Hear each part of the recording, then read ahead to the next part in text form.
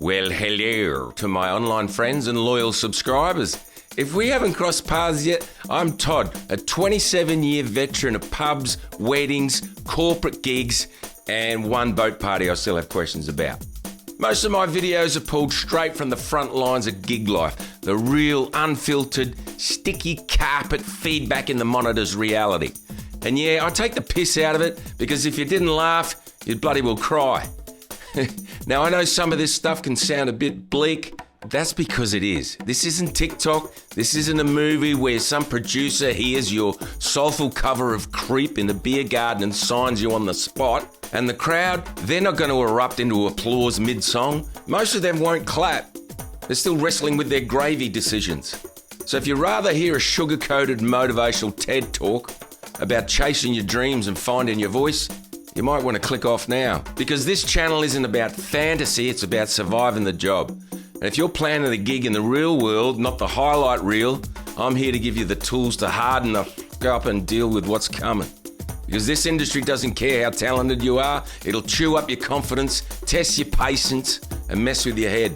Especially if you're expecting roses, butterflies, and heartfelt encores. So if you want honesty, not hype, and you're ready to learn how to deal with the bruises your ego and your mental health are going to have to take, settle in, because it's going to be a bumpy ride. And unlike the crowd, I won't pretend I didn't see it.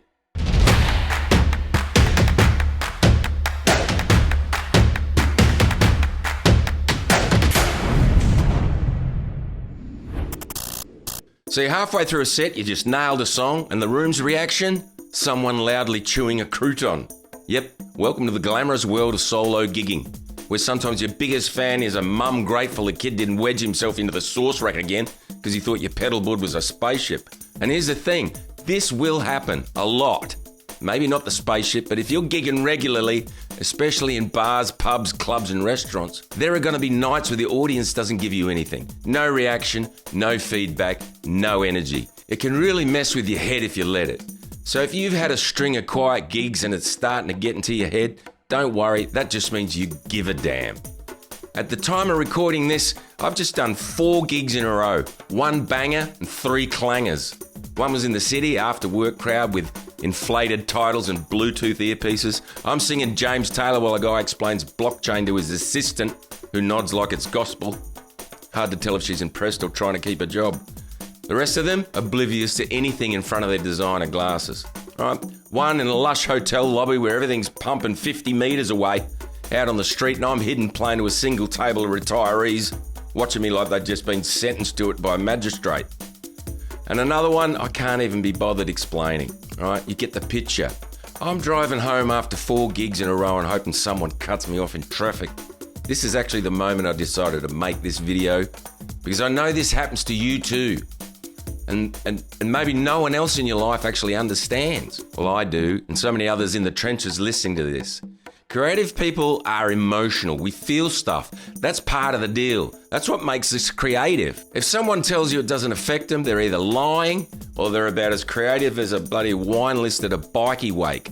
Some of these veterans of grassroots gigs have built a defensive wall, calloused fingers and calloused mind. While this might be a firewall to deal with these negative emotions, it's also a firewall to connection with an audience. You can see it straight away. They scan the room, they realise it's going to be one of those nights, and the shutters come down. They look like they just smelled a gas leak.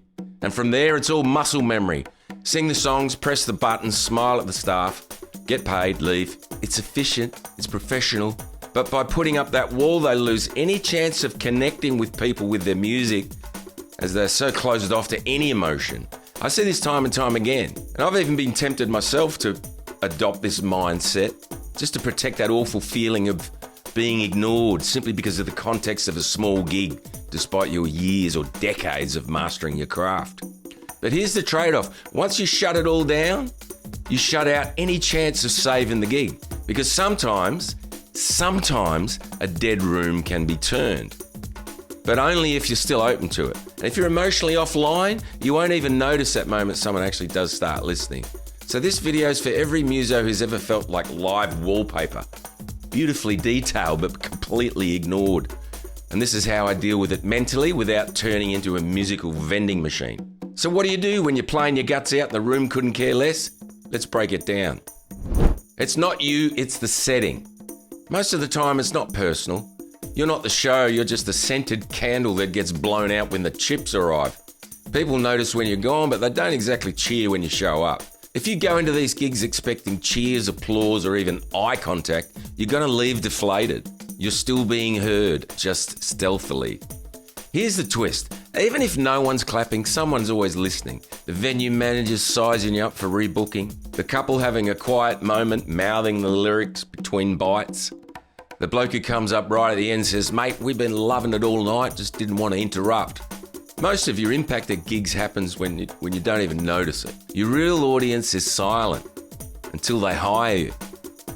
And maybe not, but you'll be surprised more often than you might think. Your reputation happens when you're not looking. I've been rebooked dozens of times from gigs I thought were complete write-offs. Someone was listening, someone respected the fact that I stayed professional, sounded good, and didn't throw a tantrum when no one clapped. Some people are smart enough to realise it's the context of the room that gets you no love, but they can still appreciate the music for what it is. And to be fair, live gigging can be incredible. Sometimes the stars align, the room's buzzing, your voice feels bulletproof, and someone actually requests a song you know. You connect with people, you feel useful. It's magic when it happens. You know, the nights where someone tips you $100 and then insists on carrying your mic like it's a holy relic. But this video isn't about those nights. This one's about the gigs that grind you down. So when the good ones come along, you don't take them for granted. Use these nights as practice grounds. When the crowd's cold, that's your green light to experiment. Trial a new song, trial a new loop. Stretch out a solo, refine your transitions. It's the perfect low-pressure environment to improve your craft because chances are nobody's watching anyway. I've done some of my most interesting guitar work at gigs where I've been sonically ghosted. It's like having a practice room with overpriced nachos. Because that's when I gave myself permission to muck around. You're not getting paid to entertain, you're getting paid to rehearse in public. Like if you've ever played 3 sets to the back of one bloke's head. Subscribe if you've bowed to an empty room just to feel something. Reset your brain mid-gig. We've all had that moment mid-set where you're spiralling a bit. You're halfway through Tennessee whiskey and thinking, what am I doing with my life? You know? Here are a few ways to reset. Drop in a song you love. Not because the crowd loves it, but because it reconnects you to why you play. Also use this time to go over songs you haven't done in a while. Who cares if you screw it up a bit, right? Volume trick. If the room's ignoring you, drop your volume back a bit. Make it feel a bit more intimate. It can shift the energy from trying to impress to inviting people in. What do you care? It's not working anyway. Try that. Sometimes it can work. Use a mental anchor. Pick one person in the room who looks remotely interested and play for them. Even if it's a bartender, even if it's the waitress doing laps and mouthing half the lyrics. Just make that connection with one soul. All right, here's a big one, right? Don't focus on the ignorant ones. They'll ruin you. Right, let's talk about the real mood killers. The people who sit right in front of you and act shocked when sound comes out. They leave at the end without even a nod. They don't clap, they don't smile, they just exist in a state of ongoing emotional constipation. Here's the truth. These people are musically tone deaf and socially bankrupt, void of rhythm, joy, and basic courtesy. They just exist, man. You'll see them at every gig. And the worst part, you'll start playing to them, trying to win them over. Don't. The moment you start focusing on the furniture with faces, you feed your own resentment. Instead, look for signs of life. A guy tapping his foot, someone mouthing the words, the polite clapper who looked around awkwardly hoping others would join in. That's your anchor. Focus on them. And when a table does clap, I'll often say something like, "Thank you. You guys are great. Any requests from my new favourite table?" And then later in the set, "This one's for the legends down here with the working hands. Appreciate that." That subtle dig at the grumpy crew up front, the Committee for the Prevention of Joy, completely intentional. Keeps me sane and it reminds the room who's actually paying attention. It still sucks though, and that's okay. There's no shame in getting home from a gig like that and feeling a bit flat, even angry. We all do. I do, often. You're not broken, you're just human. You just need time and a good sleep to reset. So don't let those gigs convince you you're invisible. You're not. You're just temporarily underappreciated by people who couldn't find middle C with a map and a bloody Sherpa. So next time the room's giving you nothing, play anyway. Play for one person listening. Play because you're still improving. Play because you're a professional. And if someone claps, make them your favourite table, loudly, with a subtle glance to Team Vibe Kill, the Frown Council, just to see if a little public discomfort can do what self-awareness never did. And remember, the next gig might be awesome. See you in the next one. Unless that final blank, dead-eyed blink from the guy at the bar claps the camel like a deck chair at a barbecue and I vanish into the bush with a solar panel and a spoon. Unless that final blank, dead-eyed blink from the guy near the bar claps the camel like a deck chair at a barbecue and I piss off into the bloody solar panels with the bush.